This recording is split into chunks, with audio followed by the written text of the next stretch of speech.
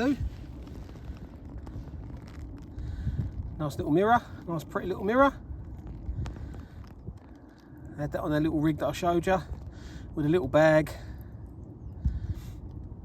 Happy days. We'll get him out and have a look on the old camera and see what it looks like. As you can see, that's the rig with a little kicker, properly nailed, smack bang in the middle of the bottom lip. Absolutely perfect.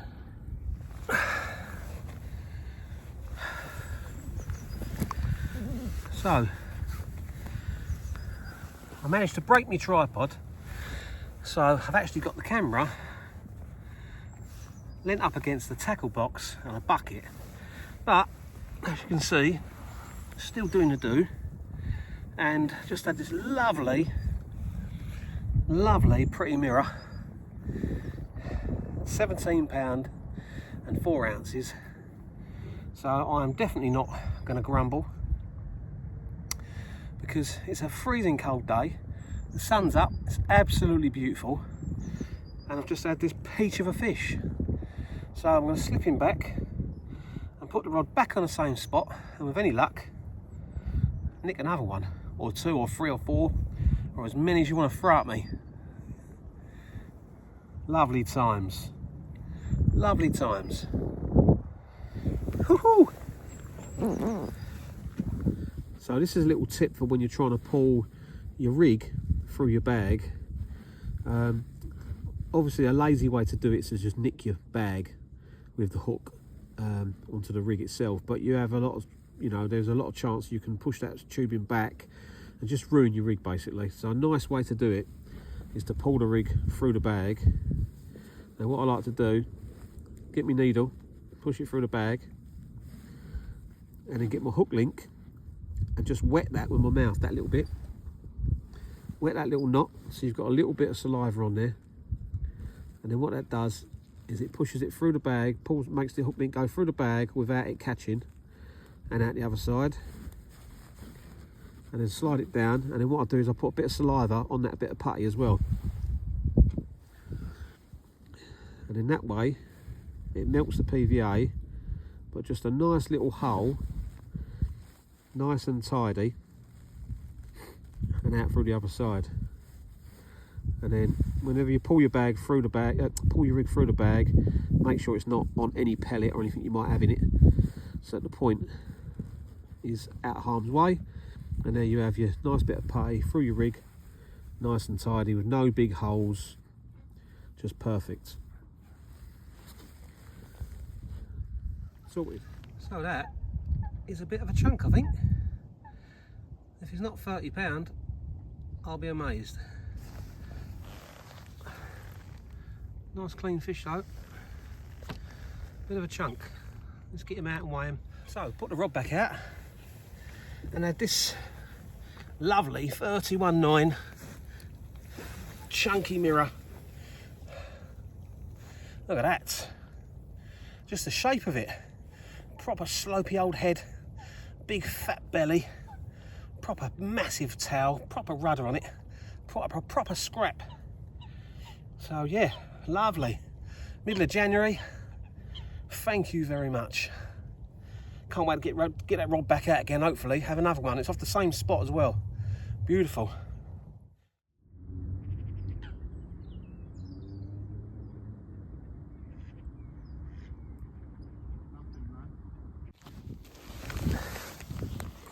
Fish number 4. Not the biggest of fish by all means, but it's an absolute stunner, that is. What a pretty fish. And in years to come, no doubt, this will put some weight on and become an absolute belter. Look at the colours on that. Oh.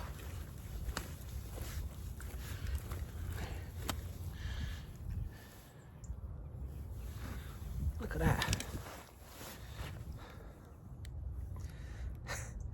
That's got to be one of the prettiest Most colourful fish I think I've caught for a long time.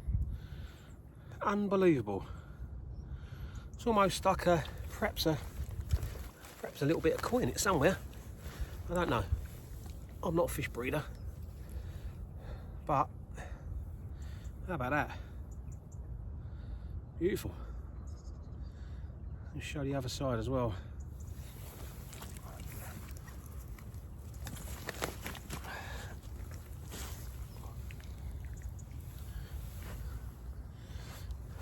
Absolute peach, look. Beautiful. Colours on it, amazing. Thanks very much.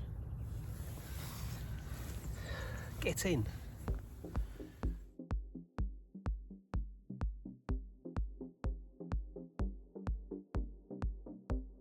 There, Mark. Lovely chunky common. Oh. You know, look at that. Doing it. How about that? Oh. All right, mate. I'll put you back in a second. Lovely. Lovely. Woohoo!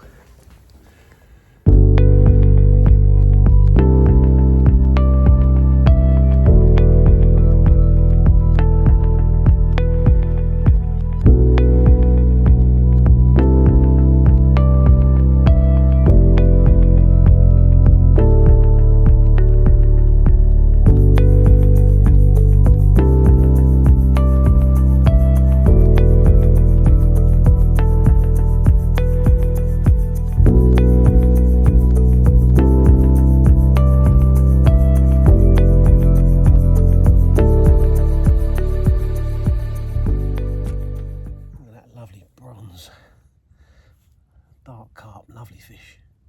Tiny little towler. Lovely little paddle.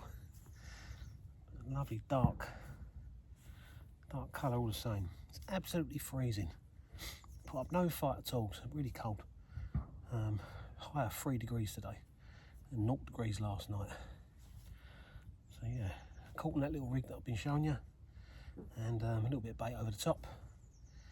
And perseverance is king. And slipping back.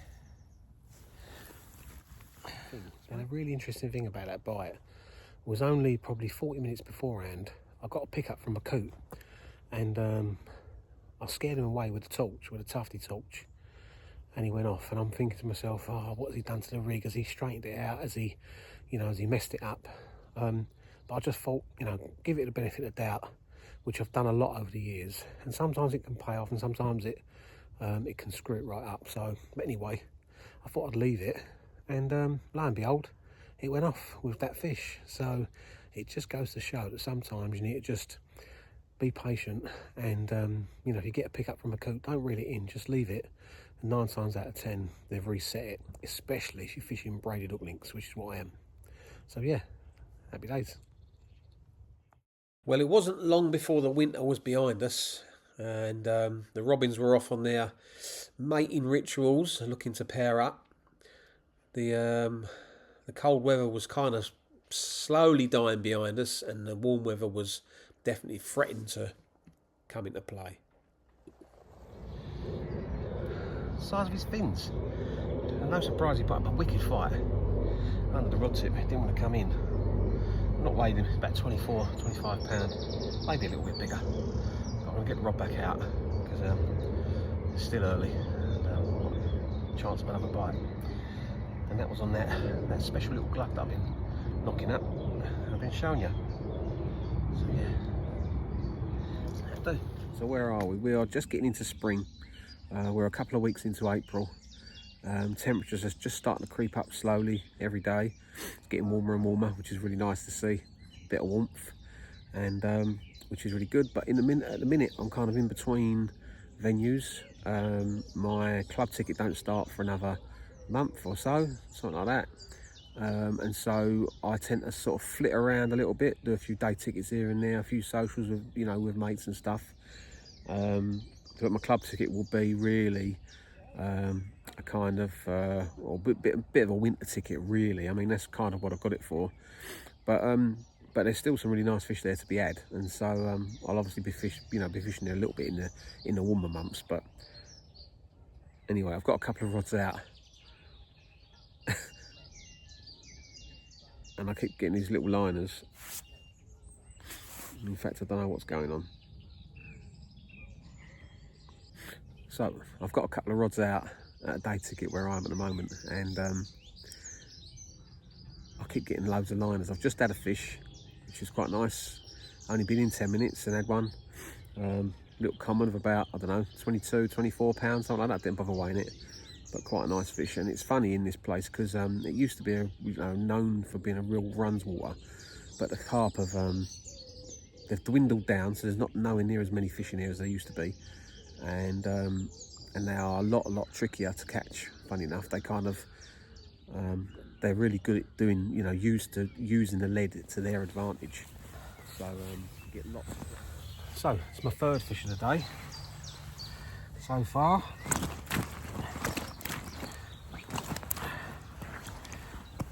£25 exactly.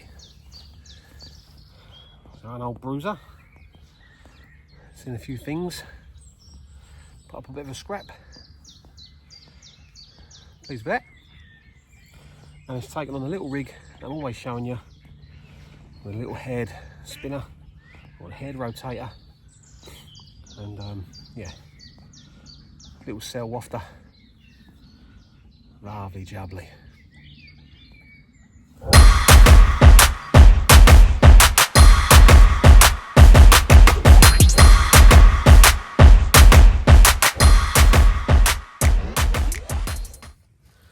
So as always, give them a little bit of time to just recover in the sling. They've had a hard fight, and if you caught them at any distance, this one was at about 29 reps, I think. So it's a fair old way out, and he's put up a bit of a battle. So just let them chill out in the net for a little while, in the sling for a little while rather, and then slip them back when they're ready.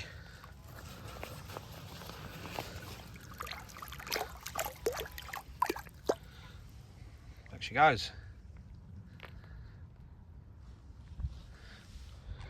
So I've got myself a day and a night on the relatively new Baston Shallow Lake, which is it's an embryo angling water, and this place has been newly sculptured, should I say, into a lovely venue. It's called the Shallow Lake for a reason. It's mainly shallow, between 2 and 7 foot, mainly 4 or 5 foot in most places. And the guys have cleverly added these little islands in all around, so each swim more or less has got their own sort of island to fish to, which is lovely. So you've got features there, and obviously in time they'll grow up to be nice features. And yeah, it's a lovely place. Swims are massive. I'm in a double swim here.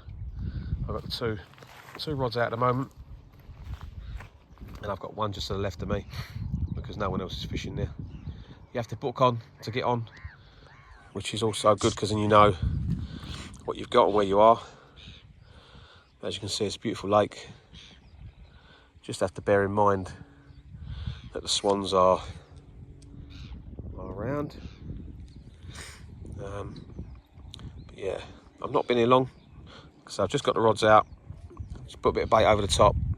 I'm fishing to that island there, and I'm about a rod length and a half off the island, something like that, fishing in about 4 foot of water, nice and clear. It's quite weedy around, but that particular spot is nice and clear. And I've got one middle of the island and one kind of just to the left of the island, but a nice clear sort of spot along there, which is all good. So yeah, I'll run you through the mix quickly. What I've got is basically some crushed up cell and iso fish.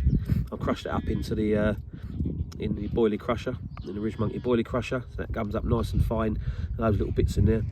I've got some house pellet in there, and also I've added some 10mm essential cell because I'm fishing little bright hook baits over the top of this mix, and I just want to sort of pick out the bright hook baits, basically the bright bits of bait, which is hopefully how it's going to work. But yeah, and I've added a little bit of salmon oil into that, and also some of the cell stick mix liquid. So what seems to be the going method at a lot of places, in actual fact seems to be quite trendy these days, is to fish solid bags. And a lot of people seem to be, you know, find them quite effective, which they obviously are. But I find that obviously you're fishing like a little tiny hook bait when you think about it. You're fishing a tiny hook bait for them to find in amongst a small patch of feed. And this, like the little tiny mesh bags, working exactly the same way. The only difference is obviously you've got, you know, a hook link, a smaller hook link outside of the bag, but they're still coming across a small mouthful of feed with a couple of hook baits, you know, in close proximity to the whole thing. Now, wherever I've been going, I've been using this method, been pulling the hook link through the bag, burying the hook into the bag, and it's been doing me really, really well. So I'm going to stick a couple of them out. I've got 2 out. I've got 1 out already, I've just put out. This is my 2nd one going out, and I'm going to stick my 3rd one on it as well later on this afternoon. But I'm going to see how I get on. It's been very quiet on the single hook baits over some spawn bait. I've not had no bleeps or nothing.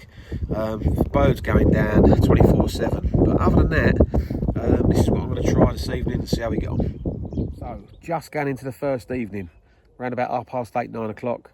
The sun's just going down. You can just see it in the distance. Lovely little sunset. Really nice evening actually. The wind's just calmed down a little tiny bit. Still a nice little ripple on the water. Not seen much activity all day, to be fair. Still got the 2 rods out on the island, and I just saw one, the first fish in open water, probably about 30-40 yards from me. So I've stuck a chod out with a high vis cell ultra buoyant pop-up out there with a catapult full of sort of like 15, I don't know, 20 sort of 15 mil cell baits, and I've coated it in some squid smart liquid. I've just gone in on a chod because, like I say, it's really, really weedy. Didn't really want to cast around too much and too much disturbance, so just gone straight in with a chod, and with any luck, we'll have a fish at some point. Well, sadly, despite all my gallant efforts, no fish were forthcoming. Quite a tricky one. My first session over there, due to go back next year. Can't wait. Yeah, better luck next time. So I've been invited over to a lovely fishery over in Lincoln. Whilst it's been fairly tricky, they're not, you know, these fish don't seem to be easy to catch by any means. I lost one this morning. I've just managed to have this one just under £20. Absolute peach of a fish. Beautiful fish. A bit of weed to contend with, but they seem to love the weed, and they go this lovely colour. Water's gin clear, and makes them go really nice and dark. So yeah, just had this one just under £20. Put up a cracking fight. Really pleased. Proper picture fish. Happy days.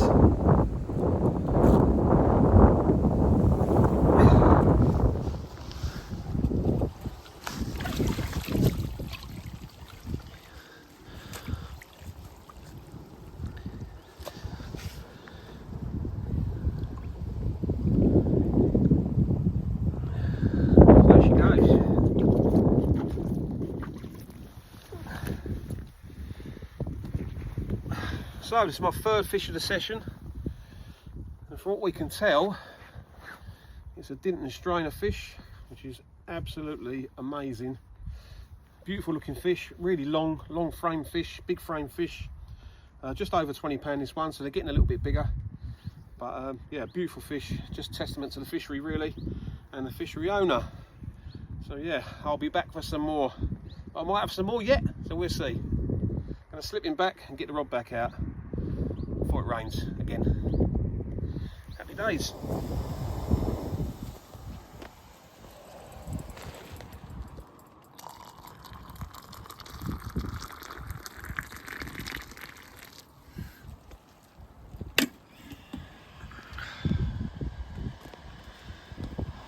I lost one this morning. Felt like a good fish actually. It's my first bite, and I've done a night last night, bit of the day. Most of it yesterday was kind of like having a lead around, trying to find some clear spots. Evidently a lot of weed around, and which makes for great fishing. But obviously you've got to be on the spots, and if you're not, you can literally blank. So yeah, I had a quick lead about yesterday trying to find some spots. Managed to find a couple of clear spots. Obviously one of the rods was fishing proper clean, because I had, like I say, I had a take on it, but lost it into the weed. Had a feeling it was going to come off. It was just powering away from me, nothing I could do about it. And anyway, this morning I got up, the night was very quiet, so I got up this morning, had another lead around, reeled them all in, had another lead around, and sort of found a couple of better spots, cleaner spots in amongst weed. And yeah, like I say, evidently it's paid off. I've had 2 fish off the same rod, off the left rod, basically fishing sort of toward that big tree in the centre of picture. Now, like I mentioned, I'm fishing in amongst weed. There's quite a lot of weed out there wherever I put my lead. Like I say, I've found a couple of really nice spots, a few nice spots that I can fish and present a bait to and drop bait over. So obviously, you know, the bites indicate that I'm doing everything right. However, don't make the mistake of fishing anywhere weedy and leaving your clutch loose. Okay, always make sure that you're fishing locked up. It doesn't matter if you're not fishing to a snag, because at the end of the day you are fishing to a snag, you're fishing to weed beds. So you want to fish locked up. As you can probably see, that my bobbins are fairly tight to the top. I've got a little tiny drop on each rod. If I get an indication, if it pulls up tight, I know I'm away, and if it drops back, then obviously I'm away as well. So just bear that in mind. If you're ever fishing weed, you know, make sure that you're fishing with your spools locked up, so they can't take any line. Another thing to note is when you're fishing in weed, a lot of people say, oh, we're fishing in weed. When we say we're fishing in weed, we don't mean fishing in the weed. Obviously you can, but 9 times out of 10 you normally find a spot or small areas in amongst weed that you can present a bait to. This makes it much better for you to present a bait and to present bait over. So don't fish in the weed, but fish around it. So this is the 5th fish, 25 pound of absolute scaly, pristine carp. Check that bad boy out. Absolutely made up with this. Pouring down with rain, ideal conditions, overcast, drizzly, wet and damp. Love it. Thank you very much.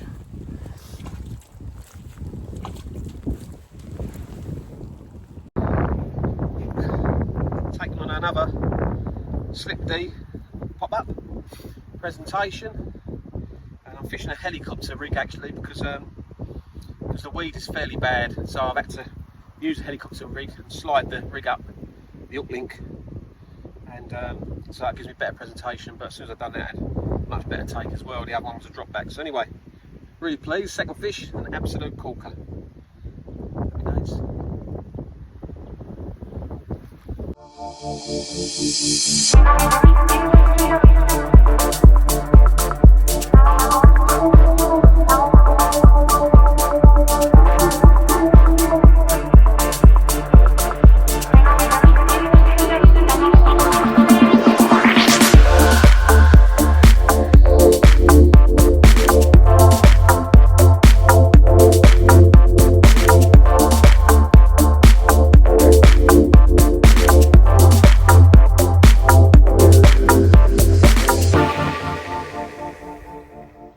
So once I had the gear packed away, I just thought I'd go and pay my respects to Mr. and Mrs. Tredgett, that used to own the lake. This was their little paradise, their little piece of paradise in their garden. So if you do go there, perhaps remember and just respect the fact that this used to belong to someone that held it dear in their heart.